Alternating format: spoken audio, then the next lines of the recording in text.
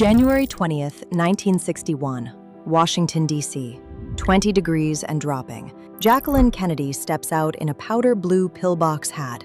The wind catches it during the ceremony. She presses her hand against it, leaving a small dent in the fabric. Within weeks, every department store in America is selling copies of that hat, with the dent.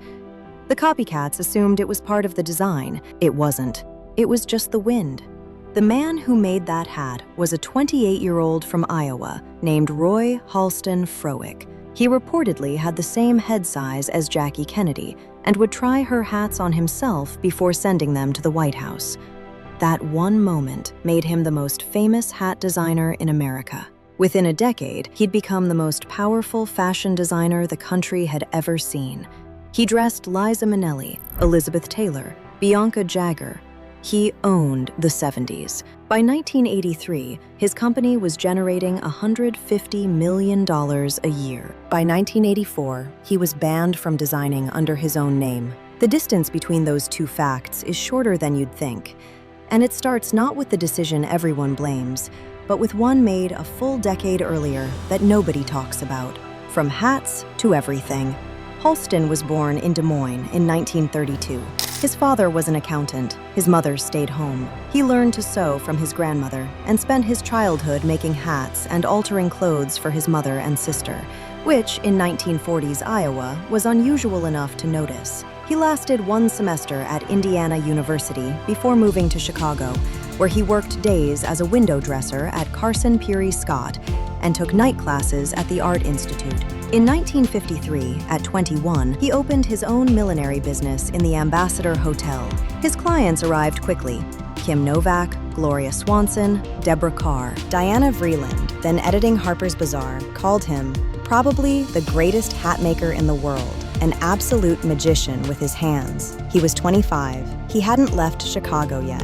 In 1957, he moved to New York and within 2 years became head milliner at Bergdorf Goodman, the first designer there to have his own name placed inside the hats he created. Then came the Kennedy inauguration. Overnight, a hat maker from Iowa became a national figure, but hats were already dying. By the mid-60s, most women had stopped wearing them. Where other milliners panicked, Halston pivoted. In 1966, he moved into women's wear.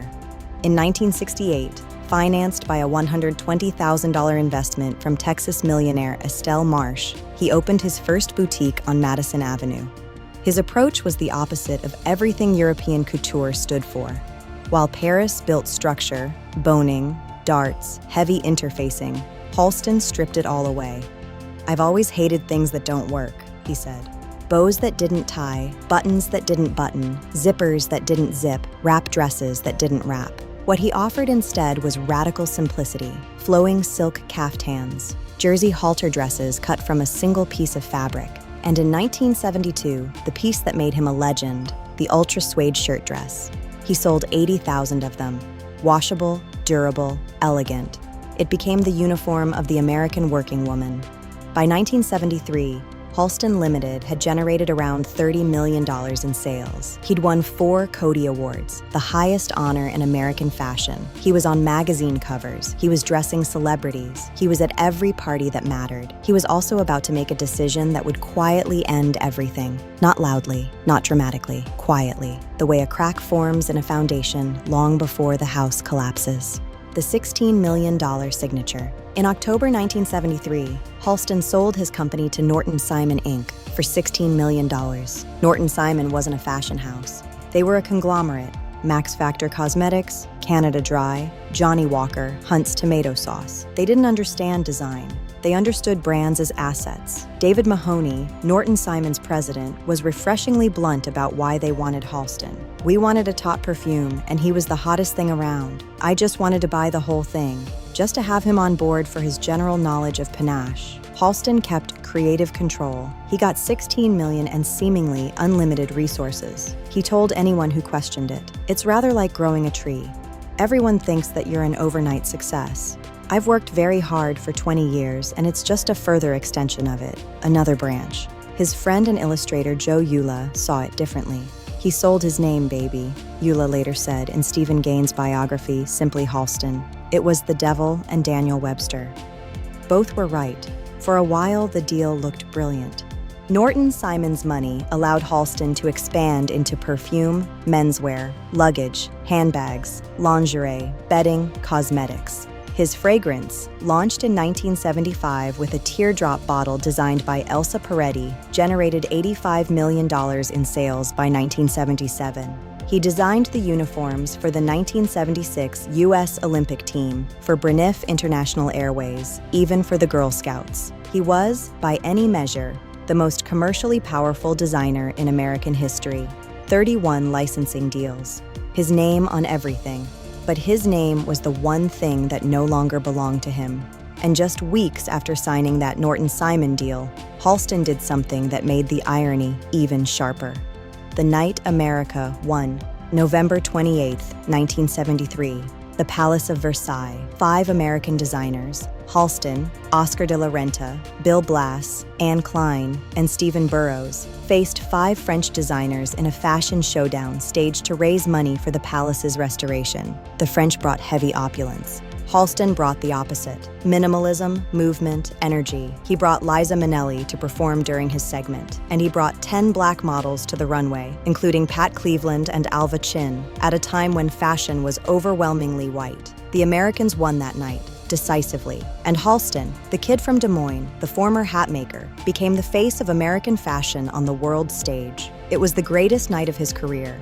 He was 41. He had conquered Paris. He had the most recognizable name in American design. And that name was already someone else's property: the quicksand. At the height of the 70s, Halston wasn't just a designer. He was a world. His orbit was Studio 54, the legendary nightclub where he held court most nights, alongside Liza Minnelli, Bianca Jagger, Andy Warhol, and an ever-present entourage that journalist Andre Leon Talley dubbed the Halstonettes. He once organized Bianca Jagger's birthday at the club. She rode around the dance floor on a white horse, led by a man covered entirely in gold glitter. That was the scale Halston operated on. But behind the spectacle, something corrosive was setting in. His relationship with Victor Hugo, a Venezuelan artist and notorious provocateur, pulled him deeper into cocaine addiction. Hugo was erratic and destructive, and by multiple accounts encouraged Halston's growing dependency. Model Pat Cleveland described the atmosphere plainly: "It's like quicksand. If everyone around you is going down, you're going to go down too." Halston insisted on controlling every detail of his empire personally. "I must be a part of it," he once said. "I've never ever just lent my name for a commercial business venture." But the irony of that statement was already glaring. He had lent his name. He had sold it. The drugs were eroding the one thing that made the arrangement survivable: his ability to outcreate the corporate machinery around him. Deadlines slipped. His perfectionism turned into volatility. The discipline that had built the empire was dissolving into Studio 54's fog, and the man who owned nothing but his talent was about to lose his only leverage: dressing America. Halston had always believed fashion should be democratic. He said it often enough: "When I think of these clothes, I think of my family. I have a sister in Little Rock and a sister-in-law in Gainesville, and they're dying for these clothes to come out." In 1982, he acted on it. He signed a 6-year licensing deal with JC Penney, reportedly worth around $1 billion, to create Halston III, an affordable line with prices starting at $24 for a casual shirt. He announced the deal on national television, appeared on Phil Donahue and Good Morning America. He called it the third act of his career. The fashion industry treated it like a funeral. Bergdorf Goodman, the store where Halston had worked as head milliner, the store that helped launch his career, dropped his line the day the deal was announced. The president deemed it a brand stretch too far. Other luxury retailers followed. The logic was simple and brutal. If the same name hangs inside a gown at Bergdorf's and a blouse at JC Penney, the gown doesn't elevate the blouse. The blouse cheapens the gown. Luxury requires exclusion. The moment it stops excluding, it stops being luxury. Halston didn't accept that. He genuinely believed fashion could include everyone. History would eventually prove him at least partially right. Isaac Mizrahi for Target in 2003 Karl Lagerfeld for H&M in 2004, the entire model of designer mass retail partnerships that generates billions annually today. All of it traces a direct line back to Halston's JC Penney deal. Mizrahi himself acknowledged it in 2019. It was a very scary thing. Halston was my idol, and he had failed. But being right too early is, in fashion, indistinguishable from being wrong. Exiled from his own name, the JC Penney deal wasn't what killed Halston. It was what made the killing visible. In 1983, the same year as JC Penney, Norton Simon was acquired by Esmark Inc. Suddenly, Halston Enterprises was a subsidiary of the company that manufactured Playtex bras. The new corporate owners cared about two things: the fragrance revenue and the JC Penney income. Everything else was a line item to cut. By 1984, Halston was removed as president of his own company. He was replaced by John David Ridge. He was, in the most literal sense imaginable, banned from creating designs under his own name. The man who dressed Jackie Kennedy, who won Versailles, who defined an entire decade of American fashion, told he could no longer use the word Halston. According to filmmaker Frederick Cheng, who directed the Halston documentary, the new management went further, destroying photo archives and selling his original designs, gowns that had once cost thousands of dollars, for as little as $25. A March 1987 story in the New York Times Magazine was titled, "The Prisoner of 7th Avenue: How Halston Lost the Right to His Own Name." He spent years trying to buy it back, negotiating, pleading. He never succeeded. Revlon acquired Halston Enterprises in 1986. They paid him a salary, but he had stopped designing for them. His only creative work was costumes for the Martha Graham Dance Company, done for free, out of love and friendship. In 1988, Halston was diagnosed with HIV. He retreated from public life, moving to San Francisco to be near his brothers Robert and Don and his sister Susan. His brother Robert later described his final days to reporters: gourmet meals, views of San Francisco Bay, quiet dignity. Halston was an extremely elegant man, Robert said, and that's how he tried to go through the end of his life. Martha Graham, 95 years old, said, "He had an absolute genius for design that changed the way American women dressed and ultimately thought about themselves. He was an artist. His loss leaves me bereft." Roy Halston Frowick died on March 26, 1990. He was 57. Liza Minnelli said simply, "I just lost my best friend." The ghost of a name.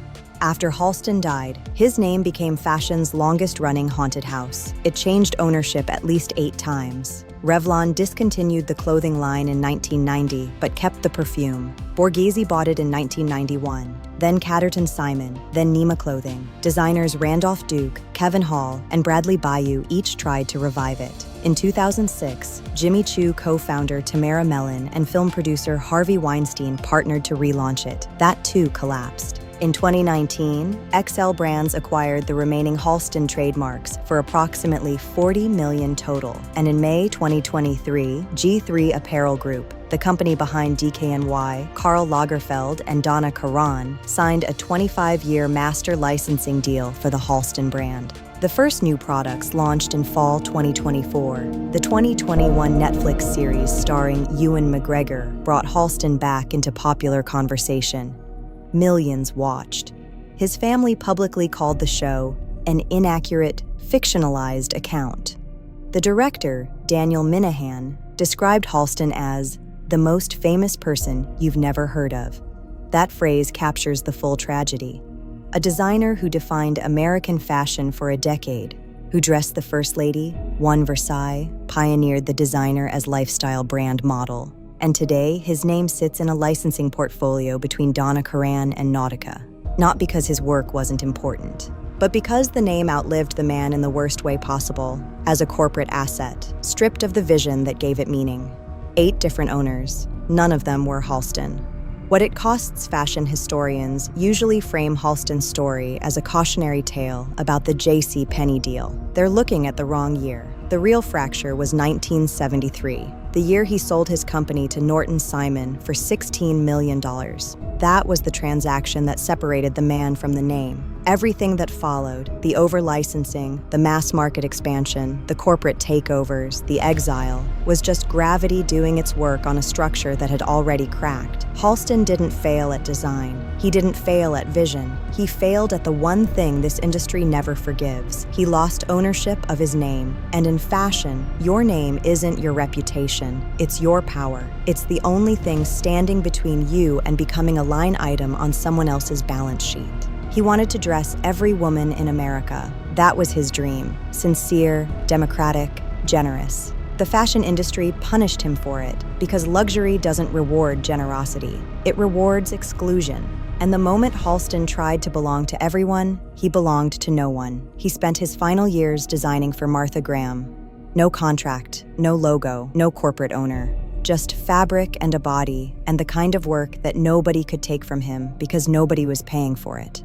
It might have been the only work that was truly his.